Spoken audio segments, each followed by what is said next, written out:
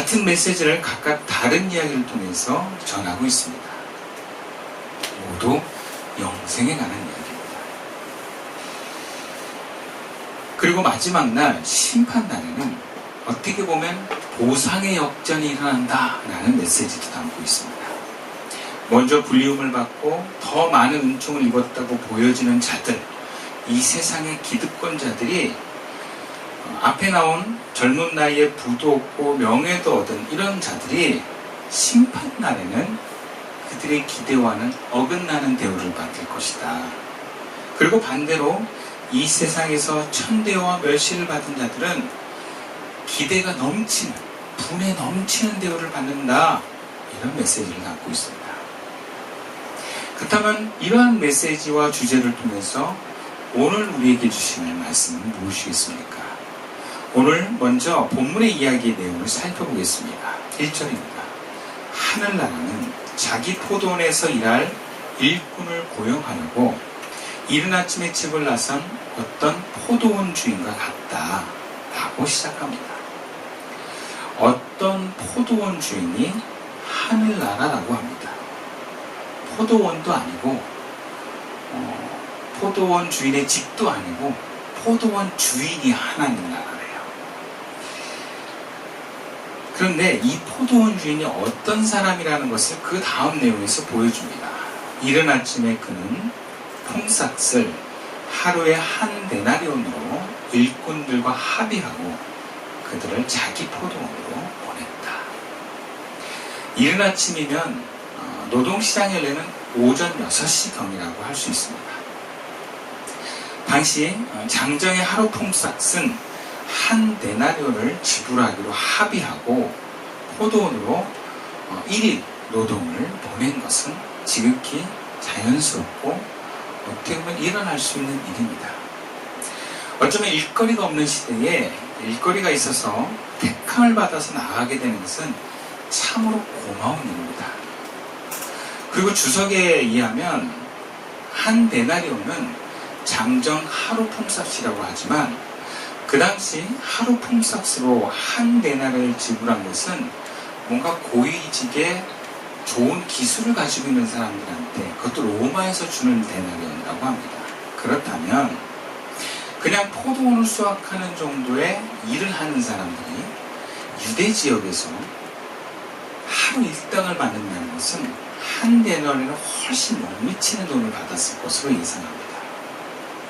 그래서 한 데나리온에 많이 주면 2분의 1 혹은 4분의 1 정도만 주었다 해도 그들은 아마 일을 나갔을 것입니다.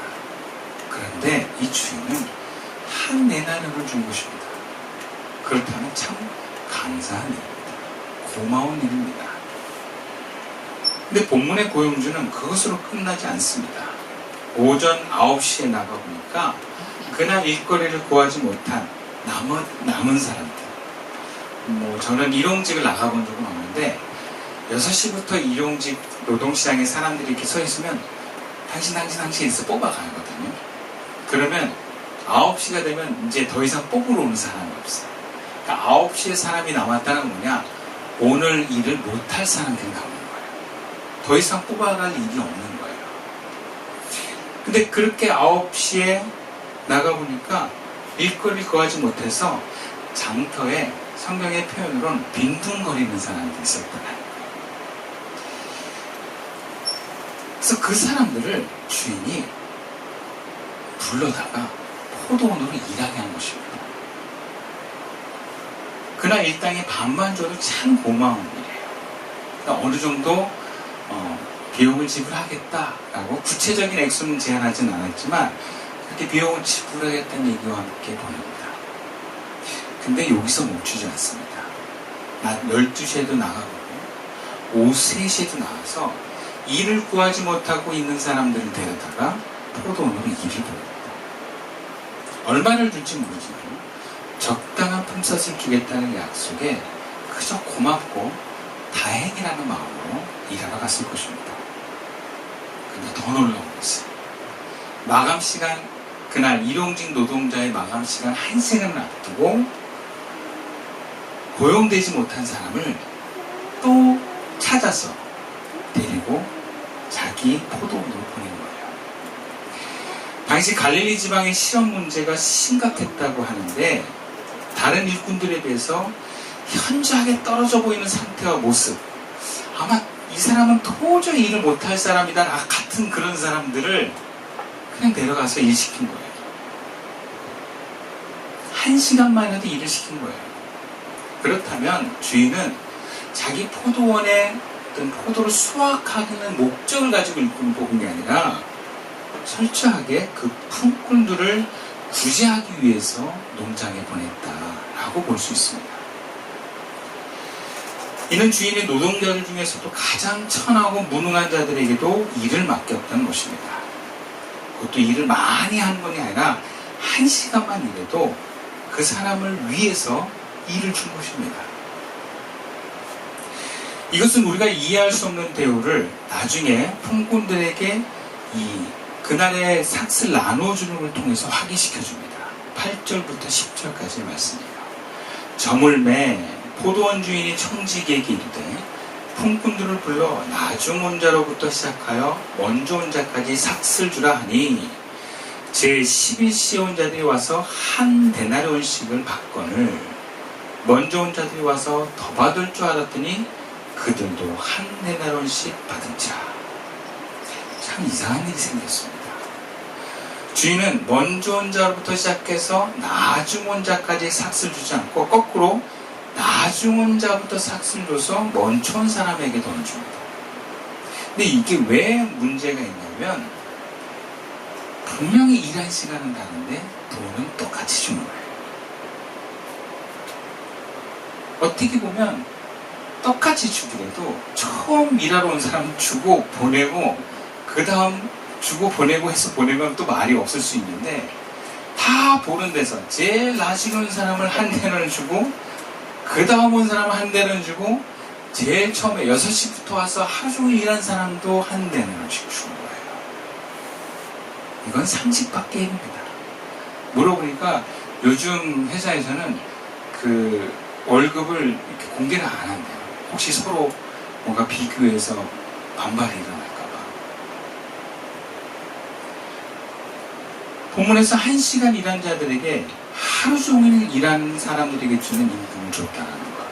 여러분 이것은 말이 안 되는 거예요. 그리고 한 대련을 1시간 일한 사람 준 것도 상식이 어긋나는데 여러분 하루 종일 일한 사람들이 그들이 한 데나리온 1시간이라고 한 대는 받았다는 걸 아는 상태에서 한 대나를 준 거는 이거는 굉장히 분란을 일부러 조장하고 뭐 노동청에 오늘 막 고발할 게 일부러 만든 사건이에요. 보란듯이 해봐라 이런 것처럼. 그럼 적게 받은 줄 알았던 자들에게 어떻게 보면 기대 이상의 품삯이 주어진 건 참 귀한 일입니다. 1시간이라고 50만 원 받았다고 생각해보세요. 이건 좋은 일이었습니까? 근데 문제는 많이 받을 줄 알았던 자들에게 기대 이하의 품삯을 받았어요. 똑같이 돈을 받은 거예요. 근데 여러분 이것은 알고 보면 그날에 있었던 사건을 뭐 이렇게 알려주는 메시지가 아니라 비유의 사건입니다. 그렇다면 이것은 하나의 메시지로 읽어야 합니다. 마태가 강조하고자 하는 천국의 메시지입니다. 하나님 나라는 이 세상에서 존경받고 부러움을 사둔 자들에게 기대 이하의 결과가 주어지고 또 이 세상에서 뭔가 존경받지 못하고 뭔가 부끄러움을 받은 자들이 천대받은 자들에게 기대 이상의 대우가 주어지는 곳이다 라는 의미를 담고 있어요. 그러면서 본문은 그러한 사건에 불평하는, 즉 주인을 불평하는 일꾼들에게 사건을 집중시킵니다. 13절과 14절 말씀이에요. 주인이 그 중에 한 사람에게 이르되 친구여 내가 네게 잘못한 것이 없노라. 네가 나와 한 데나리온의 약속을 하지 아니하느냐. 이것은 12절 말씀에서 비롯된 것이죠. 내 것이나 가지고 가라. 나중 온 이 사람이에게 너와 같이 주는 것이 내 뜻이니라. 좀 놀랍지만 하나님의 뜻이랍니다. 자신의 무한한 자비와 긍휼로 자신의 주권에 따라서 사람들에게, 인간에게 보상하는 것이 하나님의 뜻이지 그들의 공로와 행위를 따라 보상하는 게 아니다라는 의미를 담고 있어요. 늦게라도 주님의 부르심을 받아 작은 일을 감당했음에도 똑같은 은혜를 부어주시고 복을 주신 것은 참으로 감사한 일입니다. 감격스러운 일입니다. 근데 문제는 일찍 부름을 받는 사람이에요. 그래서 일을 많이 한 사람들이 문제예요. 보면 13절 말씀에 내 것이나 가지고 내 뜻대로 할 것이 아니냐, 내가 선함으로 네가 악하게 보느냐 그래요. 그럼 이러한 상황들을 맞으면 우리는 보통 자기 기준에 하나님의 선을 악하다라고 얘기할 수 있다는 거예요. 본문에서 1시간 일한 사람이 한 데나리온을 받았다면 하루 종일 수고하면서 더위를 견딘 우리들은 더 많이 받아야 된다라고 하는 그 생각. 그 생각과 틀에서 주인을 보는 것입니다. 그러나 분명 주인은 일찍 온 사람들에게 하루 품삯 한 데나리온을 약속했습니다. 약속을 어기지 않았어요. 약속대로 지불한 거예요. 그리고 그들도 처음에 감사한 마음으로 돌아왔습니다. 와, 이렇게 돈을 많이 준대. 와, 우리 참 행운아야. 그러면서 택함을 받아온 사람들이 얼마나 기뻤겠습니까? 주인은 어쩌면 작물 수확에는 별 관심이 없을 수 있었습니다. 지금 주인의 관심은 하루 일당을 나가지 못해서 한 데나리온도 받지 못하네. 아니, 그 이하도 받지 못하는. 그럼 어떤 결과가 납니까? 자신과 가족이 굶어야 되는 그런 상황 속에서 주인은 이런 품꾼들을 어떻게 하면 구제할까에 관심이 있는 거예요. 노동의 대가가 아니라 구제로서 준 거라는 거죠. 1시간만 일해도 한 데나리온을 준 것은 일하는 것의 대가가 아니라 그에게 필요한 가족까지 먹일 수 있는 충분한 하루 일당을 준 것입니다. 일의 대가가 아니라는 거예요. 여러분, 하나님이 우리에게 은총을 베푸신 건 우리가 주를 위한 수고의 대가가 아닙니다. 여러분, 우리가 주를 위해서 뭔가 일을 하더라도 그거보다 훨씬 하나님의 큰 은총이 우리에게 있는 줄로 믿습니다. 어쩌면 과분한 은혜를 받고 있다고 해도 과언이 아니에요. 우리가 잘 몰라서 그렇지. 일찍 온 품꾼들은 그러한 주인의 마음을 알지 못하고 오로지 다른 사람과 자신을 똑같은 선에서 비교하면서 주인의 처사에 내가 그들과 더 나은 대우를 받아야 된다고 요구하고 있는 것입니다. 그렇다면 이런 요구를 하는 일찍 온 일꾼들의 잘못은 무엇입니까? 무엇이 문제입니까? 첫 번째는 그들이 다른 늦게 온 노동자들과 비교했다는 게 문제입니다. 그리고 두 번째는 품삯을 주는 주권자인 주인을 내 기준과 내 틀에 불이하다라고 판단했다. 심지어 항의까지 했어요. 마음속으로는 판단하는 게 아니라 항의를 한 것입니다. 여러분, 우리도 이런 경우를 봅니다. 우리도 비교의 잘못을 합니다. 저 사람은 저러는데 나는 왜 이러냐. 우리 마음속에 이런 비교에 따른 모습들이 너무 많이 있습니다. 저 가족은 저렇게 잘 사는데 우리 가족은 왜 이러냐. 저 집 부모님들은 참 성품도 좋으시고 자녀를 배울 때 우리 부모님들은 왜 나를 이렇게 못 살게 굽냐. 이렇게 비교를 하죠. 부모도 마찬가지예요. 자녀들한테서 저 집 자녀들은 잘 사는데 니들은 왜 그러냐. 그러죠. 근데 사람이 비교할 때는 훨씬 많은 걸 비교하지 않습니까? 내가 원하는 소수의 아주 적은 퍼센트의 그 완벽한 대상들을 비교해요.